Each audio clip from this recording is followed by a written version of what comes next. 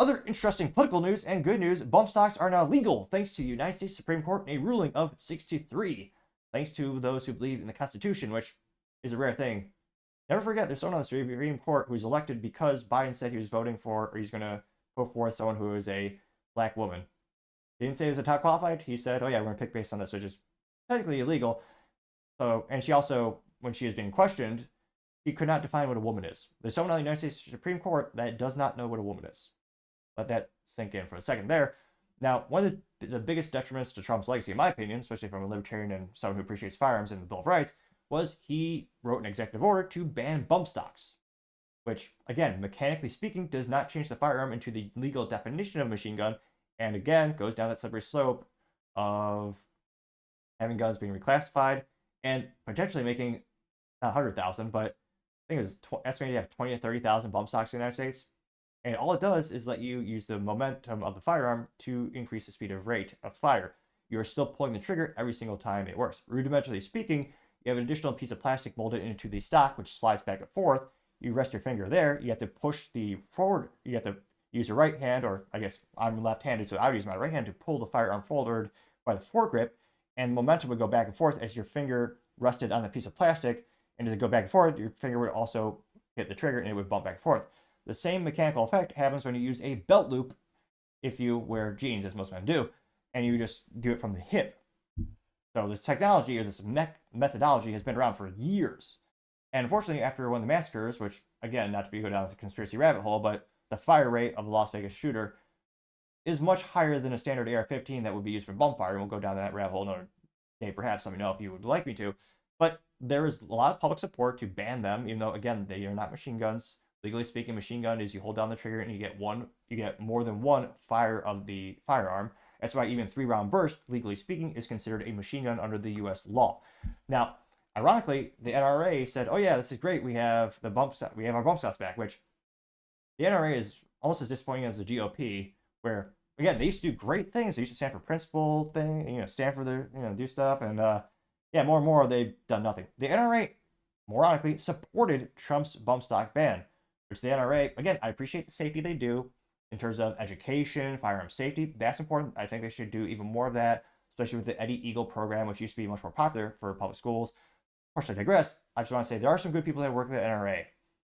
However, a lot of people, like when they call me and they ask me for more money, I'd always say no. Is Wayne LaPierre, is Wayne LaPierre still there? Then no, because he was one of the people, one of the snakes who just really didn't get as much gun rights back.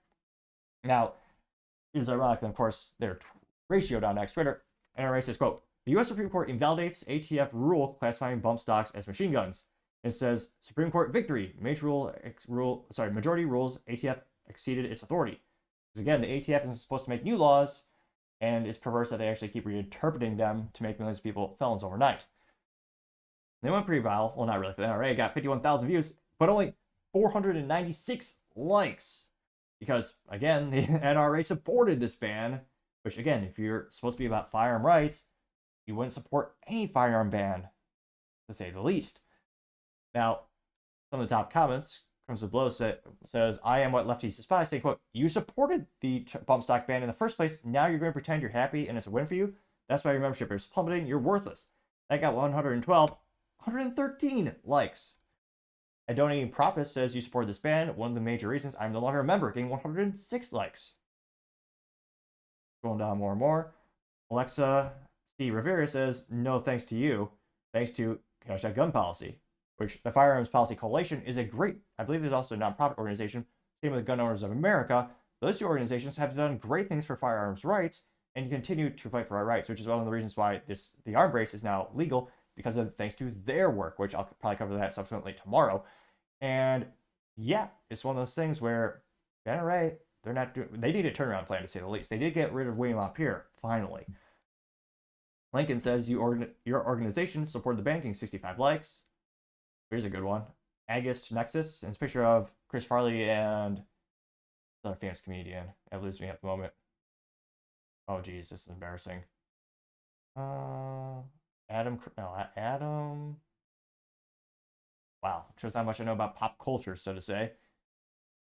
Who's in Happy Gilmore? Who was that? He's worth billions. No, not billions. What is he? Sometimes you have those on-camera brain farts. You're like, wait a minute, I know. Or maybe I don't. What is this? Kind of like a couple days ago, I forgot Jim Carrey's name. Which, yeah, I think I've only seen one or two of his movies, to be honest.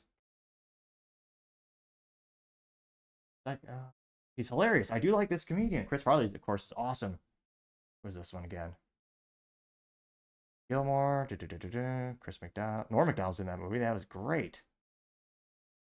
Adam Sandler, that's what it is. I knew it was Adam something, which, again, is one of those fascinating things where sometimes you're on camera, like, all the pressure. Granted, it's not a live stream yet.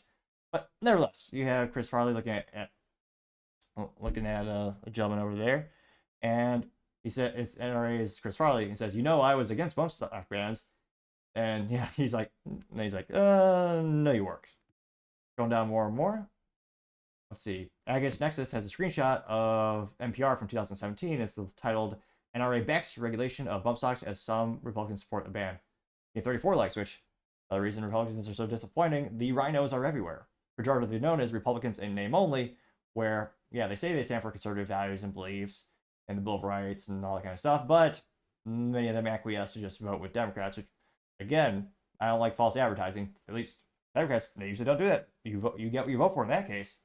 In this case, you got to do a lot of research when you're voting for Republicans, because depending on their track record, they might have an R next to their name, but their track record might be the antithesis of that. Now, it's fascinating that everyone, let's see here. They have the traditional cliche, what is it, the FUD, the cliche boomer gun and firearms enthusiast, or I should say, there's always that, it's not some, and again, it's not all old folks, there's a pejorative stereotype in the firearm community where, yeah, the FUDs were like, well, no one, all they do is they go hunting with a 12-gauge shotgun pump action, and they use a bolt action rifle for deer hunting, something like that.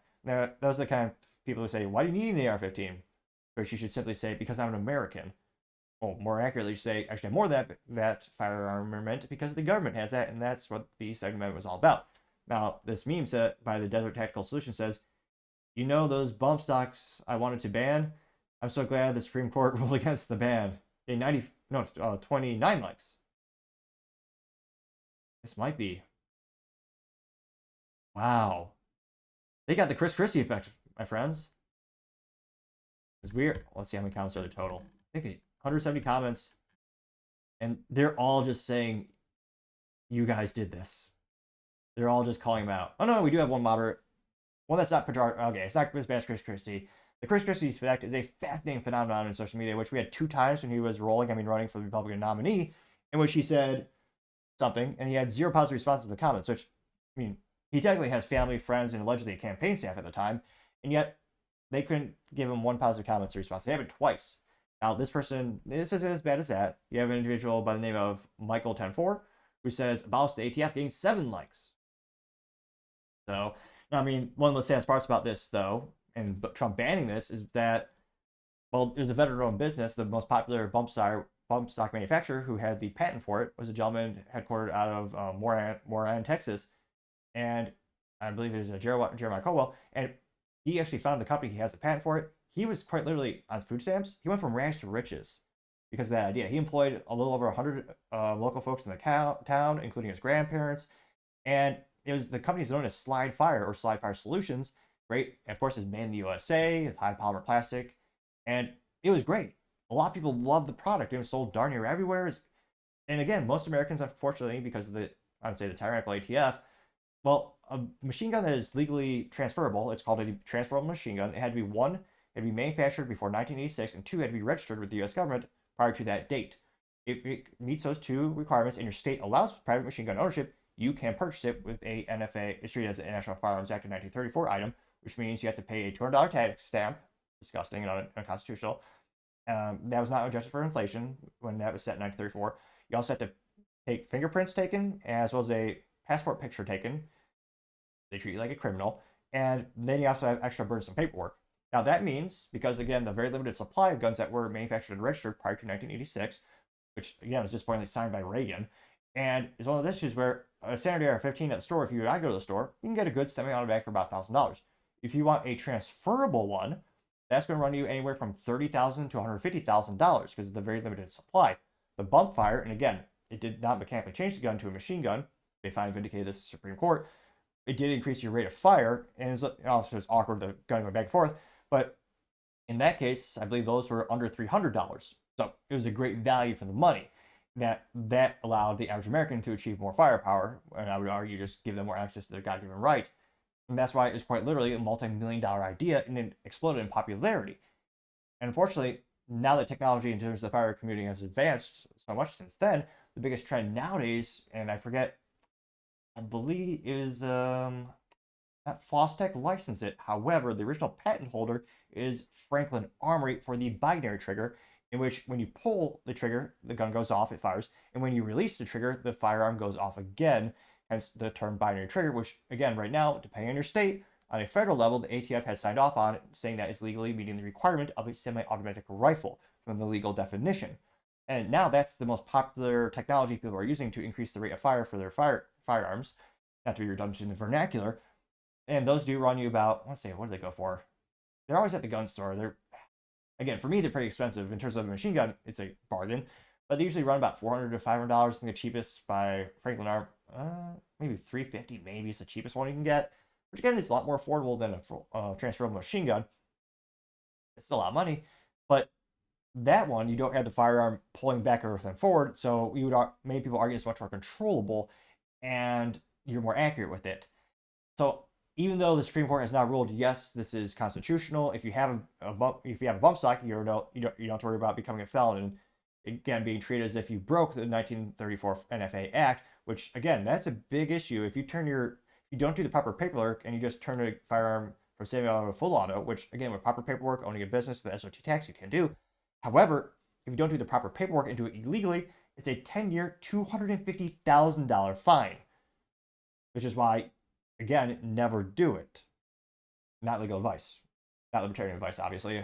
But it's one of the things where that's why this, unless you're a criminal in Chicago, then they won't charge you at all, apparently. But nevertheless, that's why these technologies are so important. And unfortunately, I don't see the bump stocks coming back to the free market.